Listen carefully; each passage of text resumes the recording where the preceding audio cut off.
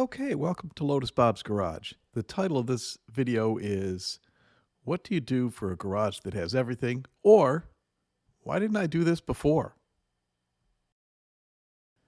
Yep, you guessed it, a two-post lift. That's what every garage needs. Now, in my case, I also needed a way to be able to put a new transmission in my Jaguar. Now, for those of you that are astute about Jaguars, you know that you have to take the engine and transmission out in order to put a new one in. And if you want to take the engine out the easy way, you drop the engine down below, hence the need for a lift to lift the car vertically up off of the engine. So I did some research and I found that there were several different companies out there that make two-post lifts. Now, I will say this right up front. I am not being endorsed. I didn't get a sponsorship. I paid full price for the MaxJax. I looked it over. I looked at what it could do, what it was intended to do, the size, the lift distance, the way that it installed and all that stuff there. And I said, this is the one that I want. It's going to work best for me. And in order to put in a lift, you've got to take the cars out of the garage.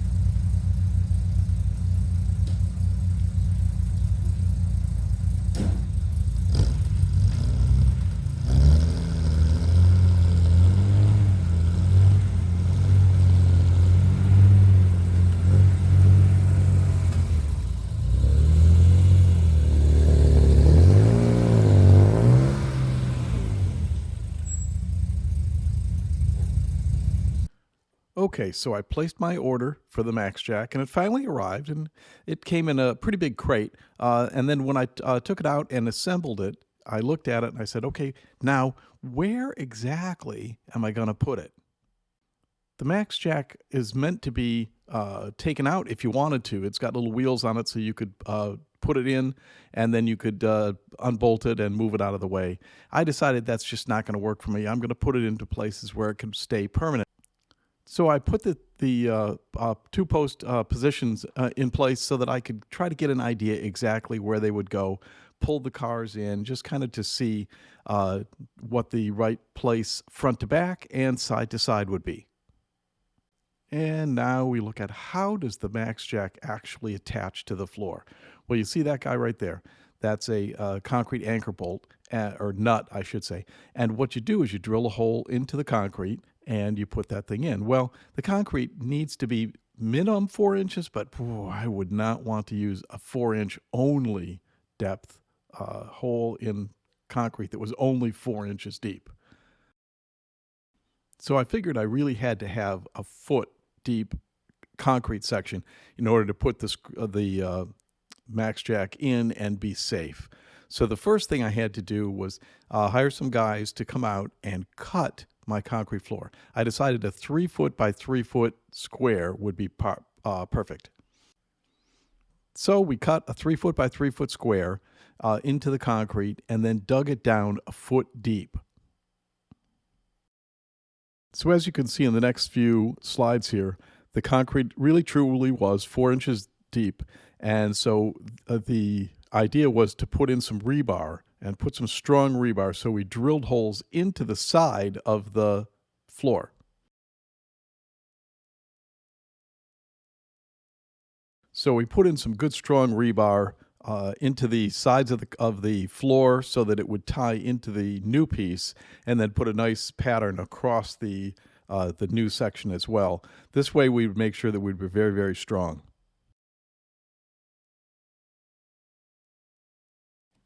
So we had a 3-foot by 3-foot square hole with rebar inside. And I made some measurements because once I got the concrete in, I wanted to know exactly where the rebar was so that when I drilled the holes, I wouldn't hit the rebar. So this is how much concrete, high strength concrete, it took to fill in those 3-foot by 3-foot holes.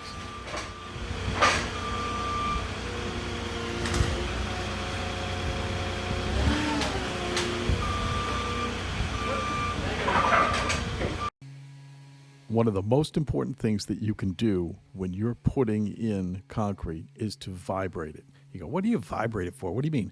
There are little pockets of air bubbles and various different things in the concrete when it gets mixed up that come out when you vibrate it. It's so, so important, because if you want that concrete to be super, super dense as it possibly can, running a vibrator through the concrete just wiggles it so that it really becomes a very, very solid section of concrete. I mean, let's face it, I'm lifting up something that's going to weigh several tons, and I want to make sure that we're not going to have anything falling down.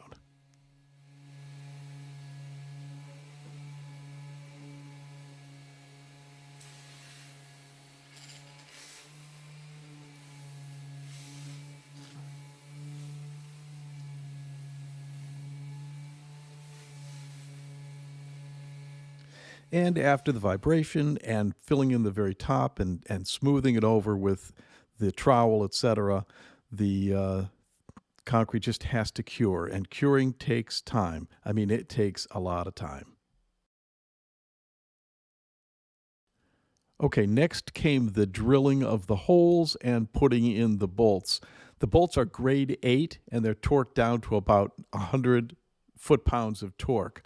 That makes this setup very, very strong and secure.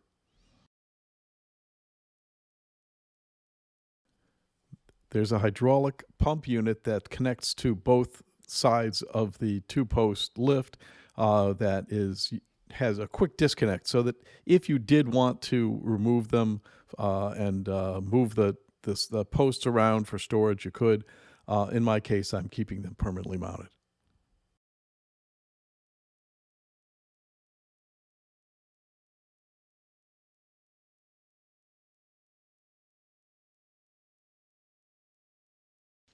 So there you have it, the MaxJax 2-post lift, fully installed. And in my case, I've got it positioned so that I can park a car when I'm not using the lift, and then move the car into that space when I do need to use that lift. Here's a little teaser for you. Yes, the Jag does go up on the lift, and that's how I did the engine and transmission removal so that I could put the 5-speed in. That's coming in a video pretty soon.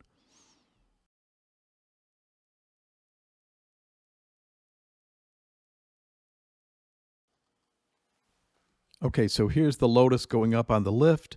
It takes about a minute and a half to go fully up. 4 feet is how high it goes, which is nice because that's enough room for you to roll around on a chair and reach over your head. It's perfect height. Another thing to consider is by having it only go 4 feet high, it does not crush the cars into the ceiling. I think that's pretty good.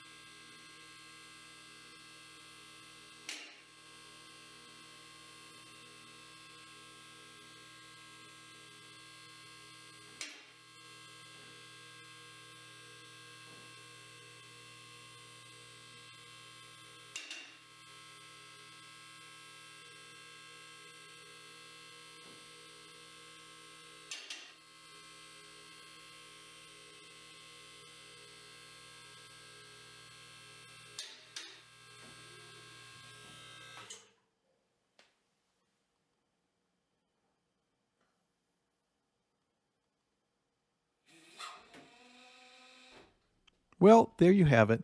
My MaxJax installation, and now how I use it to lift up the cars to do work. Thanks for watching, and I'll be making more.